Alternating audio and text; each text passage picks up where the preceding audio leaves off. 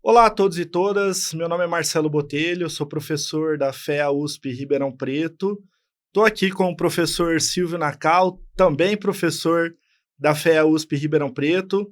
Nós dois, em conjunto com o professor Carlos Godoy, somos os coordenadores do MBA Contabilidade em FRS, que está indo aí para a sua 7ª turma.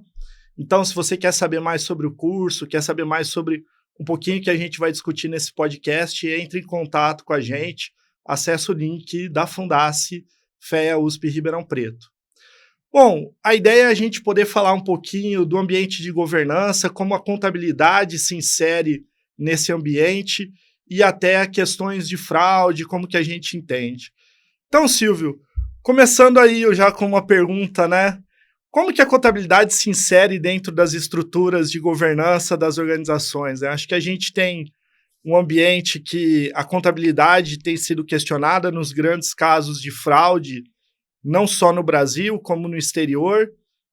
Eu acho que a gente tem que encarar isso de frente. Então, acho que começar aí pela estrutura de governança é um bom caminho.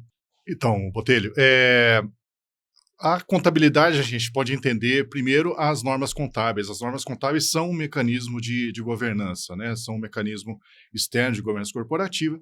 Então, as normas contábeis, no fundo, querem ali coibir, né, digamos assim, as ações malvadas, né, digamos assim, dos gestores, né? Mal intencionadas, né? Né? Então, no fundo, ela traz ali, né, determinações para produzir uma informação que seja relevante, que represente fidedignamente, né, o que quer representar, e também evitar, né, informações não fidedignas, né, tá certo? Ou seja, informações que podem conter más intenções. Legal, mas aí puxando esse gancho, por que então que esses gestores, administradores ou a empresa, né? Por que ela teria interesse em ter informações ruins? Da onde que é o benefício, né? Quais são os objetivos desses gestores? Os gestores normalmente são avaliados pelo desempenho, né, e pelo desempenho econômico baseado no lucro, né? Ou seja, se você der mais lucro, está atendendo o objetivo. Exatamente, né? Então, apresentar um bom lucro significa apresentar um bom desempenho, né? Então, os gestores, mesmo que não tenham participação nos lucros, né, isso ainda pode ser um interesse a mais, né, tá certo? Mesmo que não tenham participação nos lucros, têm o interesse de mostrar um lucro maior, mesmo que não seja lucro de verdade, né? É aquela história, né? Se eu não entregar o resultado que é esperado, pode ser que o meu pescoço aí que vai rodar na empresa e aí eu não vou continuar. Então, sem imaginar algum pagamento baseado em ações, algum stock option, algum PLR, participação nos lucros e resultados, eu já tenho um incentivo por parte do gestor de apresentar ou reportar lucros maiores. Exato, mesmo que o gestor ganhe salário fixo, né, existe ainda o incentivo de reportar um lucro maior do que, né, o esperado, ou pelo menos dentro do esperado. E esse esperado pode ser tanto pelos acionistas de uma empresa limitada, né, de uma SA de capital fechado, mas também, né, os analistas de investimento, por exemplo, de uma companhia aberta que faz a divulgação das suas expectativas, né? Então, os gestores tendem aí a divulgar, né, um lucro dentro ou acima, né, do que é esperado aí pelo mercado. Legal. E como que a contabilidade pode, então, ser um instrumento de governança para proteger quem está fora da empresa, né? Investidores, credores, já que eles não vão ter acesso à gestão da empresa para poder tirar essas dúvidas ou para saber esses detalhes. Primeiro, a norma contábil contém uma série de mecanismos ali, né? Cada parágrafo, né, de cada norma tem, né, ali em si um mecanismo que tenta evitar esses tipos de sacanagens, né, tá certo? Que o gestor pode promover. E aí você ainda tem outros mecanismos de governança que estão atrelados ali. Então, por exemplo, esta informação precisa ser auditada. A auditoria é em si também um mecanismo de governança, porque você tenta assegurar que aquela informação é fidedigna, né? Tá certo? Então, consegue fazer isso em 100%? Não, né? Não, tá certo? Existe uma limitação ali dos auditores. Né? Não, tudo vai ser... Nada vai ser 100%, né? Exato. Mas aí pensando um pouco nesses objetivos dos gestores e nessa fraude, afinal de contas, o que é a tal da fraude e como que a contabilidade se relaciona com isso? Então, eu costumo separar isso em 3 coisas, né? Primeiro, ele pode fazer uma representação fidedigna, né? Que é basicamente cumprir com o que está na norma contábil, né? Usando a norma contábil, representar bem aquilo que ele quer representar, né? Então, eu quero representar a dívida, então vou usar a norma contábil para representar bem essa dívida. Agora, eu posso ter também, né, o que a gente costuma chamar na literatura de gerenciamento de resultados. Tá? Então, o gerenciamento de resultados não é exatamente uma fraude, né? Ou seja, o gestor vai tentar usar, né, digamos assim, brechas ou interpretações da própria norma para fazer, por exemplo, uma mudança do que a gente chama de accrual, né, que é a diferença entre lucro e caixa. Né? Ou seja, por exemplo, eu vou lá e altero o tempo de vida útil de um ativo imobilizado. Eu estendo o tempo de vida útil, mesmo que isso não seja verdade, né? Certo? Estendo o tempo de vida útil, a despesa de depreciação vai diminuir para cada período e aí o meu lucro vai aumentar. Legal. Mas no final das contas é uma alocação temporal, né? Essa diferença vai acabar aparecendo. Do accrual do accrual, que é a diferença do lucro com o caixa, é uma diferença temporal, né? O lucro está na competência, o caixa, obviamente, já está no caixa, no efeito caixa, então eu vou conseguir usar um pouco dos julgamentos e das escolhas que as normas contábeis me permitem. Exatamente. Não é o ideal, mas também não está no limite ali entre está dentro da norma, é aceitável, está dentro da legalidade, talvez até do limite da ética. Exato. Então, assim, por exemplo, eu posso fazer uma escolha contábil do tipo, eu tenho lá uma propriedade para investimento, um imóvel, né? Eu poderia escolher entre valor justo e custo para medir esse imóvel, né? Existe esta escolha contábil dentro da própria norma, é uma escolha livre, mais ou menos livre, né? Porque se a gente for olhar, a escolha que deve ser feita é por aquilo que representa mais fidedignamente a realidade. Então, determinada empresa, por exemplo, pode seguir uma estratégia de vender imóveis, comprar e vender imóveis. Essa é a estratégia dela de negócio, né? Então, muito provavelmente, a melhor escolha nesse caso seria fazer a mensuração ao valor justo. Já outras empresas que também detêm imóveis podem ter como estratégia ficar com aquele imóvel até acabar, né? Tá certo? Ou seja, pelo resto de toda a vida, né? Vou usar, vou alugar, exatamente, vai ficar lá. É isso, né? Então, eu não pretendo obter fluxos de caixa por meio de venda. Então, nesse caso, o valor justo não é apropriado. Então, o que acontece? Para cada um desses casos, você vai ter uma escolha que representa fidedignamente. Mas, se você trocar essa escolha, já deixou de ser fidedigna, apesar, né, de a norma prever essa possibilidade de escolha. Percebe, então, que, nesse caso, a gente pode chamar essa escolha de um gerenciamento de resultados. Tá. Mas esse tá legal. E a partir de que momento que começa a chegar na fraude, né? Pois é, aí a fraude é exatamente quando a gente não tem o cumprimento da norma, né? Então, existe uma previsão na norma e o gestor faz alguma coisa que não está de acordo com a norma. Por exemplo, ele vende um imóvel desse, por exemplo, né? Vende um imóvel desse. Aí ele obtém a receita desse imóvel e ele teria que, então, baixar o custo, né, o valor, pelo menos, que estava ali no ativo daquele imóvel. Não baixar esse ativo é fraude. Entendi. É fraude. Né? Porque a norma exige que se faça isso. Mas quando eu olho as fraudes, Silvio, aí talvez até mais uma interpretação minha também, eu vejo muito que a gente tem 2 tipos de fraude, né? Eu tenho aquela fraude de funcionários, empregados da empresa que tentam fraudar a empresa para obter benefício próprio em detrimento da empresa. E a gente tem também alguns outros tipos de fraude que talvez sejam os maiores, que acabam gerando uma maior repercussão, que são aquelas fraudes em que esse grupo de funcionários está tão enraizado dentro da empresa que acaba sendo a empresa como um todo que pratica uma fraude e acaba lesando pessoas que estão fora da empresa, investidores, credores ou que a gente convenciona chamar de mercado como geral. Como que você vê essas questões, dessas diferenças e até de como a contabilidade pode atender ou pode servir como um mecanismo para reduzir ou proteger um pouco contra cada um desses dois tipos de fraude? Deixa eu entender direito, vai. Você está falando de fraude ou de corrupção? Porque Boa. tem essas duas coisas, né? Ou seja, você pode ter ali também casos de corrupção. Por exemplo, bola de comprador.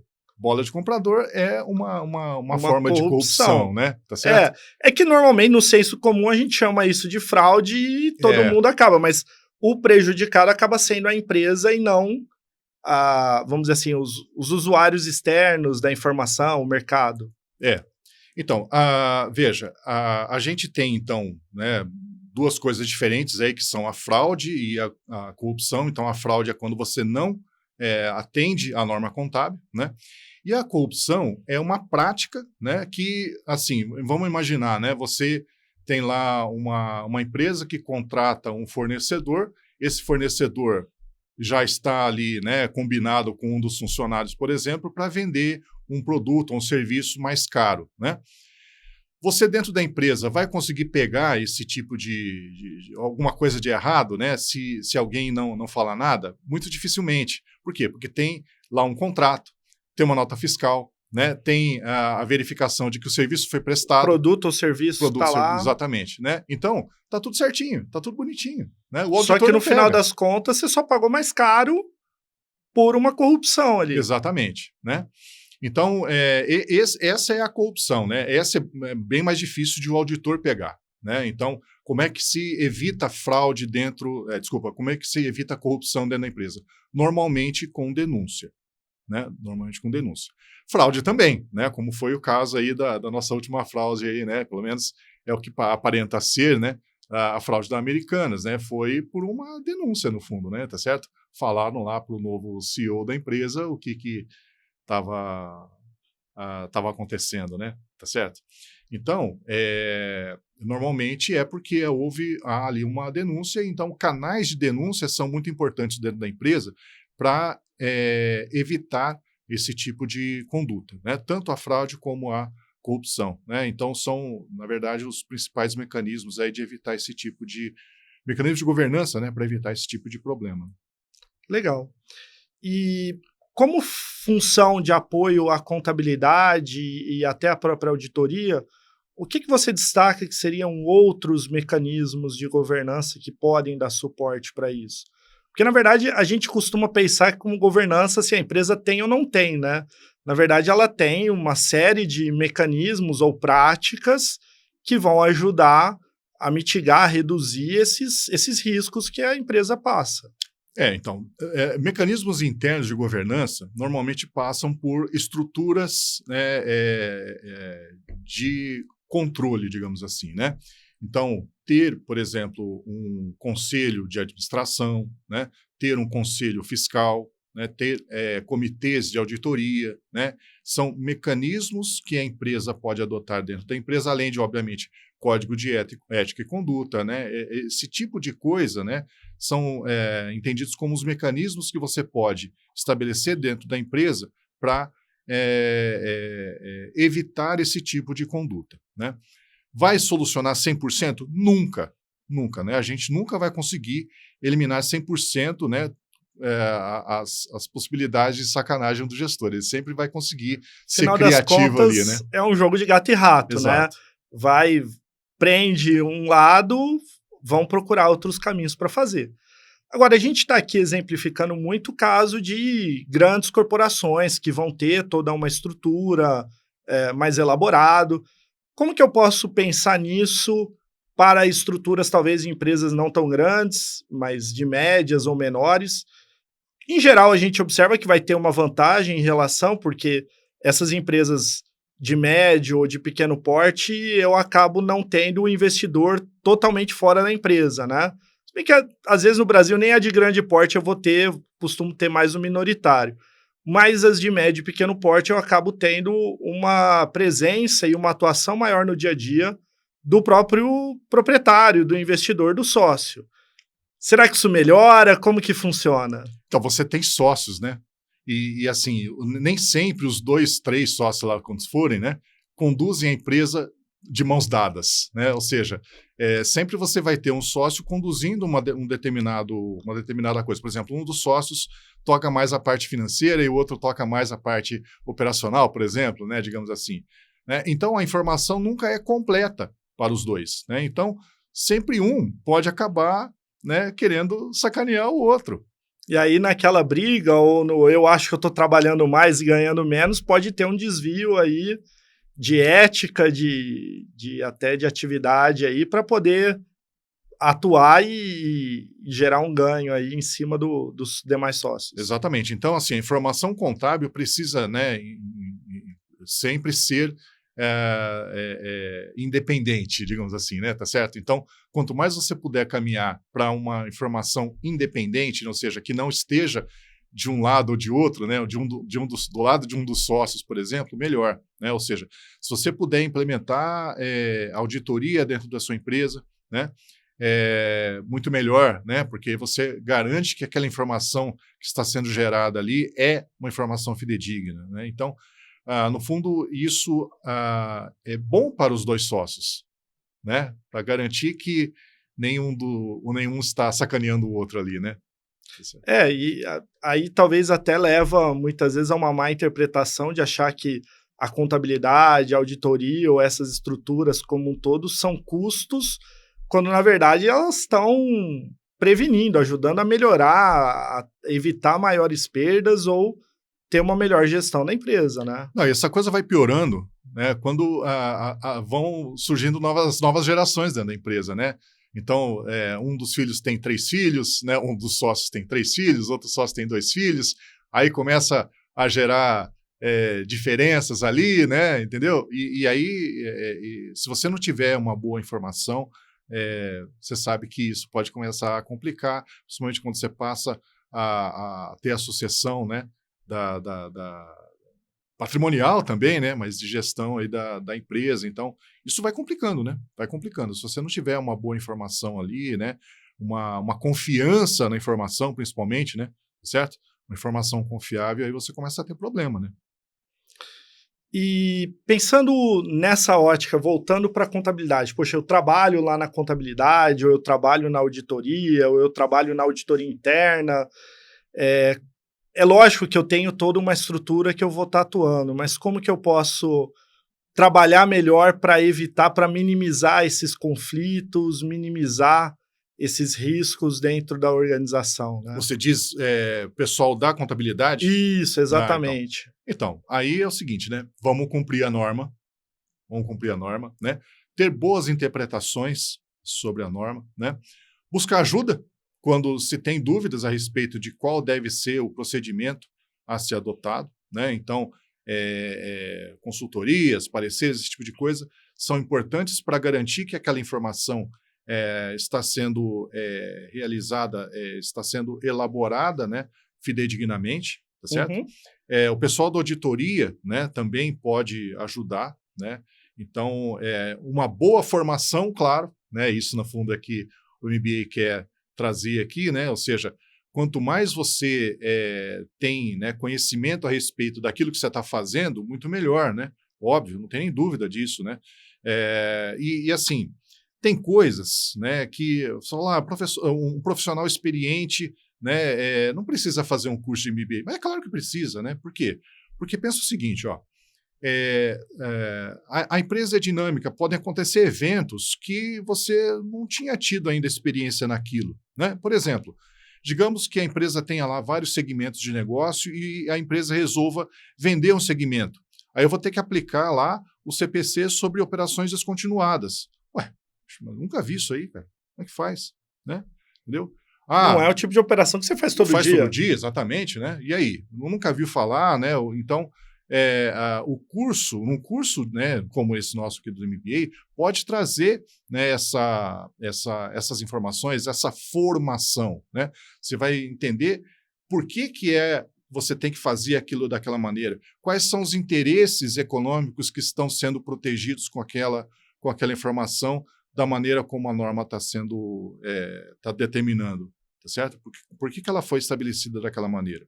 Isso é muito importante, porque esse raciocínio se mantém, as normas vão mudando, né? Mas esse raciocínio sempre mantém, porque, na verdade, a norma muda em função das mudanças dos negócios, né? Os negócios vão evoluindo e a norma vai evoluindo também. E não só os negócios, mas o mundo vai evoluindo, novas formas de negócio vão surgindo, novas atividades, novos meios, né?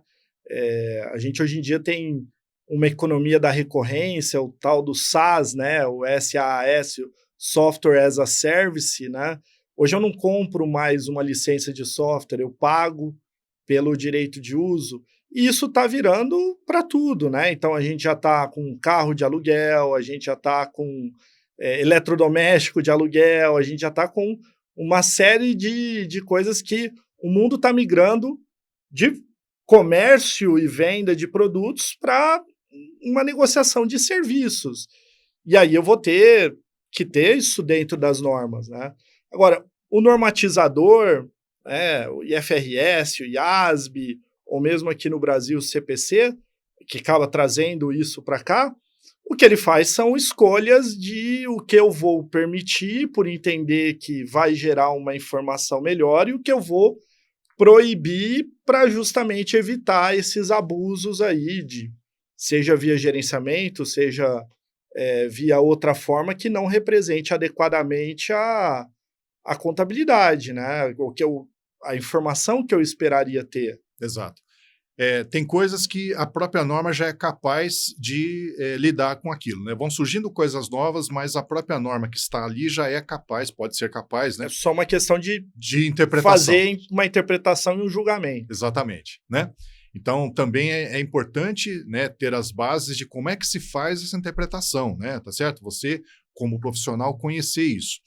Mas tem outras coisas que as normas ainda não são capazes de alcançar, né? Por exemplo, tem lá a criptomoeda. Criptomoeda é o quê? É caixa? É um ativo financeiro? É um intangível? Né? Deve ser medido a custo? Deve ser medido a valor justo? A norma FRS hoje ainda não tem exatamente um tratamento bem definido para isso, né? Encaixou ali no intangível, mas a norma não está muito bem aceito. A norma americana disse que é intangível medida a valor justo. Isso. Né? No IFRS pode ser intangível, pode ser estoque, dependendo da finalidade, se for para trade. Mas, por exemplo, a gente tem uma dificuldade específica no Brasil, se for tratar como intangível, que o reconhecimento a valor justo não é permitido no intangível pela 11.638.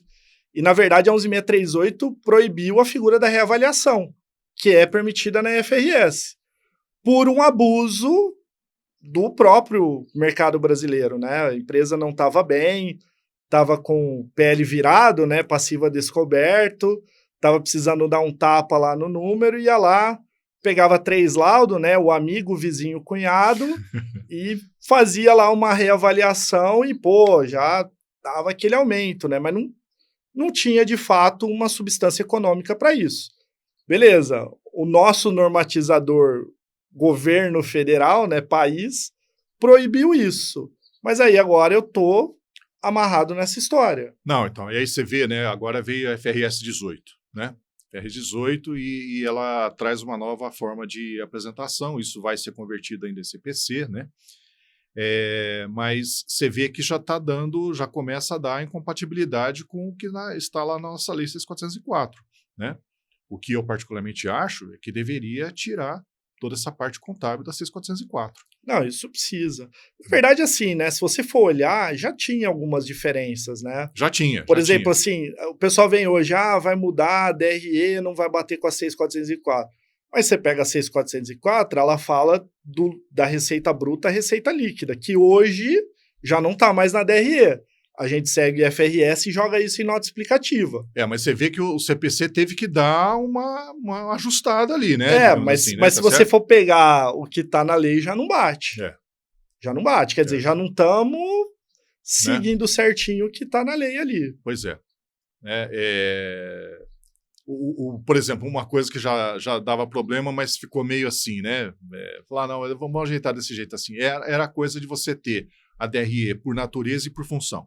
Né? A 6404 dizia que tinha que ter lá despesa de venda, despesa administrativa, né? Despesa financeira, etc. Então, isso é a apresentação das despesas por função. Né? Só que a FRS permite que você faça na face da demonstração a apresentação por natureza. Então, é uma é uma escolha. Aquele que representa mais para você, ou aquele que você acredita que vai trazer uma informação mais relevante. Melhor para o seu usuário externo. Exato. Então, aí apresenta depreciação, né, apresenta mão de obra, apresenta materiais, né, uma outra forma de apresentar aquilo. Então, eu prefiro natureza. Né? Então, por exemplo, eu posso, na hora de projetar fluxos de caixa, né, eu vou usar a DRE, eu vou usar ali a despesa por natureza.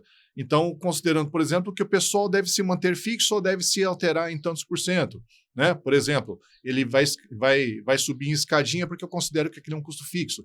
Depreciação, mesma coisa. Mas materiais eu considero que é uma despesa variável, aí, então eu faço de acordo com a minha previsão de receita. Ou seja, eu acho que para projetar, né, fazer a apresentação por natureza é melhor. É melhor. Né? Só que aí, o que acontece? Como a Lei 6.404 fixou, digamos assim, né, a apresentação por função, as empresas brasileiras não têm essa alternativa, né, de apresentar por natureza. Então, necessariamente, elas têm que apresentar isso no nosso aplicativo. Certo? Então, a gente acho que perde qualidade da informação com isso, né?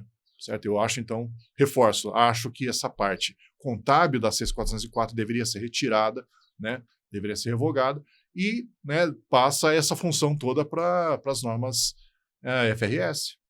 Legal. Mas aí, voltando um gancho do que a gente estava falando lá no primeiro ponto da questão da fraude, né? Quer dizer, você falou uma definição que eu achei bem bacana, de que a fraude, então, é não seguir a norma contábil, né?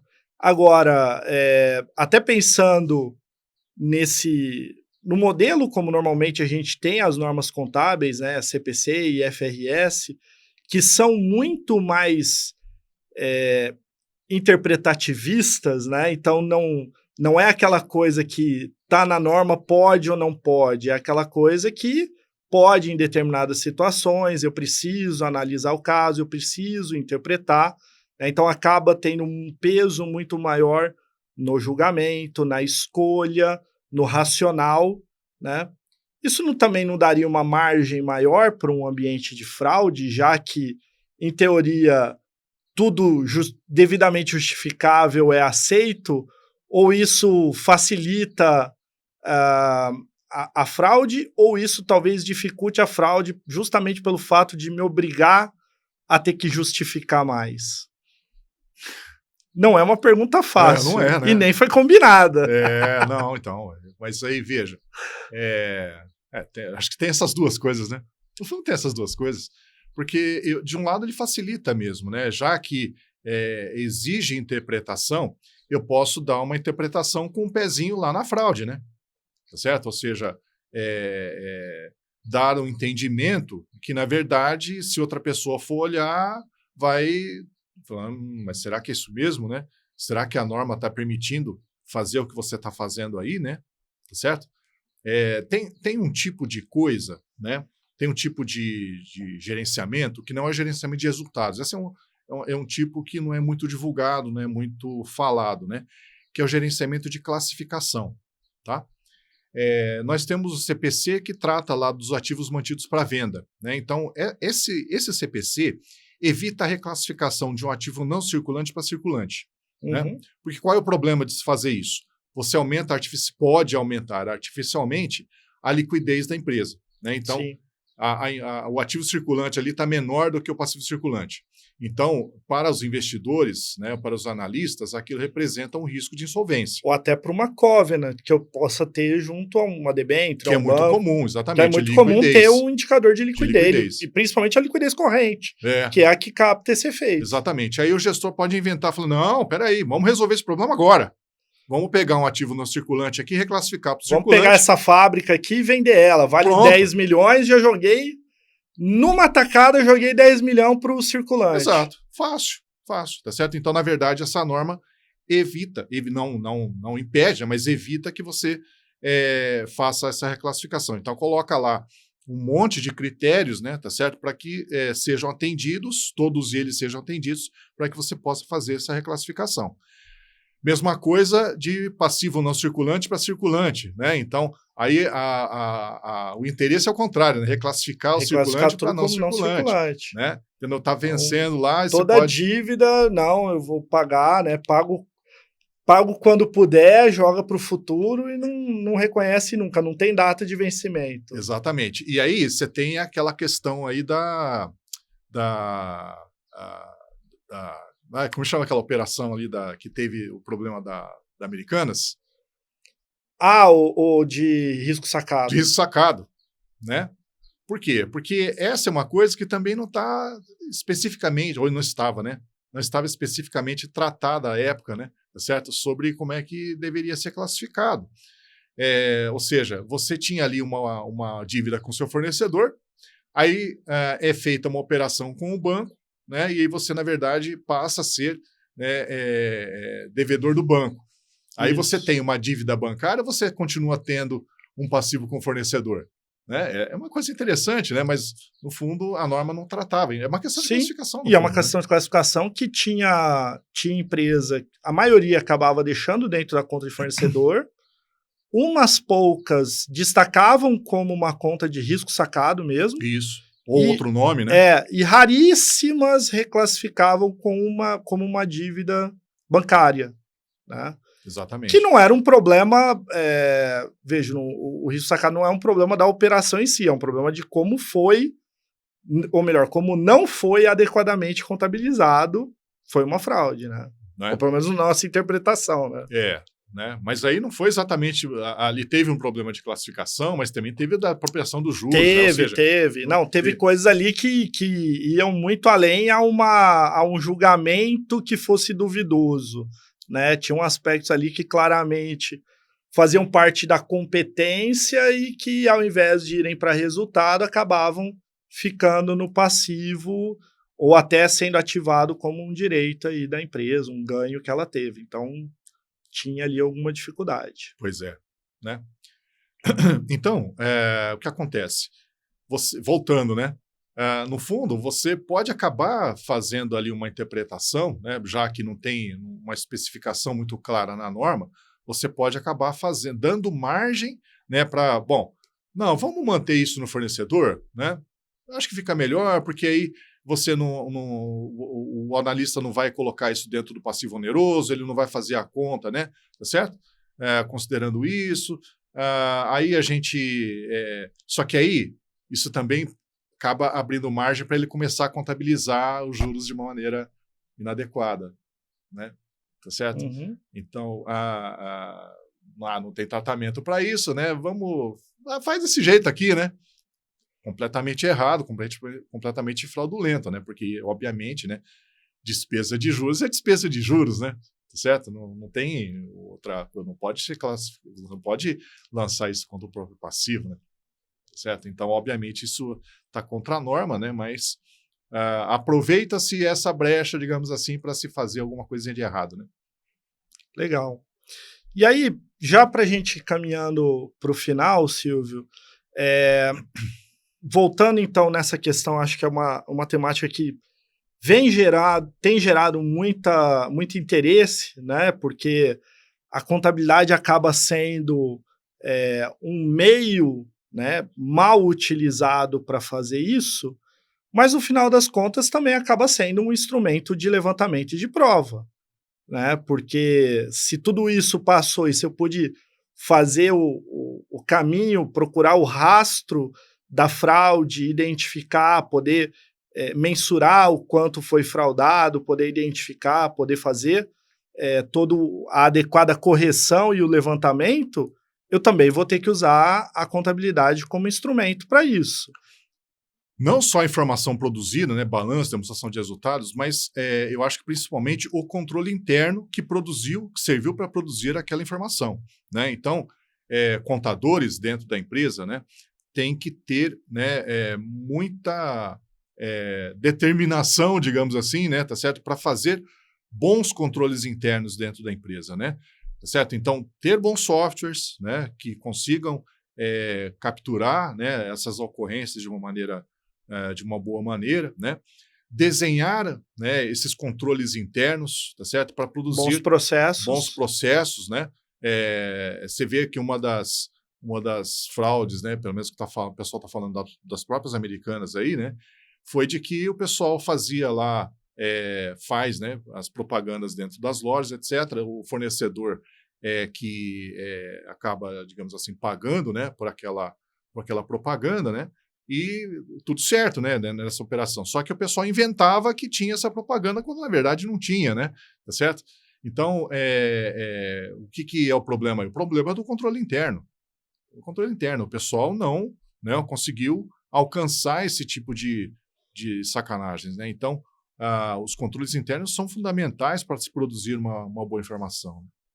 Não, vital, né? E aí eu acabo caindo numa situação que, costumo falar, risco operacional é uma junção de pessoas, processos e sistemas, né? O sistema, se está bem parametrizado, se está bem elencado, e o processo está bem desenhado, está bem validado, eles conseguem segurar as falhas humanas, sejam intencionais ou não intencionais, porque também podem acontecer, e vão resolver bem a situação. Agora, se eu tenho, né, falhas nos processos ou falhas nos sistemas, eu estou deixando a porta aberta aí para uma falha humana, seja ela, de novo, um desvio de caráter intencional ou um erro, uma omissão não intencional, aberto a possibilidade ali de fazer um mau uso da contabilidade e, consequentemente, prejudicar os envolvidos. Exatamente, né? Então é importante ter auditoria interna. A auditoria interna também em si é um mecanismo, né, tá certo? Que vai verificar, né, exatamente esses controles internos, né? E talvez até de uma maneira mais regular do que a própria auditoria externa, que acaba trabalhando por amostragem em determinados períodos, né?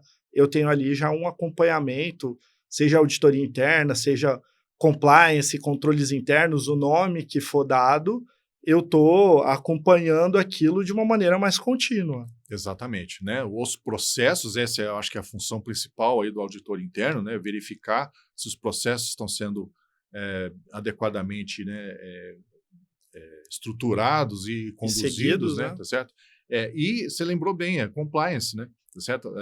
Também em si um mecanismo de governança, né? Ou seja, você procura ali permanentemente estar adequado, né, às normas contábeis, às normas tributárias, né, tá certo? A todas as normas, né, tá certo? Então, isso é realmente fundamental, né? Não, bacana. Silvio, para a gente fechar, mais algum ponto que você gostaria de destacar para o pessoal? Eu acho que assim, ó, a gente está falando para um público hoje aqui que está pensando em fazer um curso, né, imagino eu, tá certo? Então, eu queria destacar que o mundo muda, né? Como você falou, as operações mudam, né? Surgem novidades, e a gente precisa poder acompanhar isso, né? Mas eu penso que a melhor maneira de a gente acompanhar essas mudanças é ter uma boa formação, né? Ter um bom entendimento sobre o que é a informação que a gente está produzindo, né? Então, essa eu acho que a coisa mais importante que a gente tenta trazer aqui nesse curso, né? A gente tenta trazer aqui um curso que traz ali, né, um bom entendimento sobre as normas contábeis, ainda que elas mudem, né? Estão sempre mudando. No final das contas, as normas estão aí, sentar e ler está disponível para todo mundo, mas saber entender e entender por trás da norma quais foram as escolhas ou os objetivos do normatizador e, consequentemente, como eu posso interpretar aquilo para fazer todo esse processo de julgamento, de escolha na contabilidade, né, da aplicação da contabilidade, eu acho que é cada vez mais fundamental. Isso aí. Bacana. Pessoal, muito obrigado. Como a gente falou, a nossa 7ª turma do MBA Contabilidade em IFRS está com as inscrições abertas. Saiba mais do nosso curso, da nossa grade, vários dos tópicos que a gente falou aqui, inclusive essa questão de gerenciamento, de objetivos, de governança, estão contempladas lá dentro do nosso conteúdo. Com certeza vocês vão gostar bastante. É um curso USP, né? Um curso aí de referência e que com certeza aí vai levar a contabilidade a um nível maior, o seu conhecimento em contabilidade a um nível cada vez maior. Obrigado, Silvio. Obrigado, Obrigado. pessoal.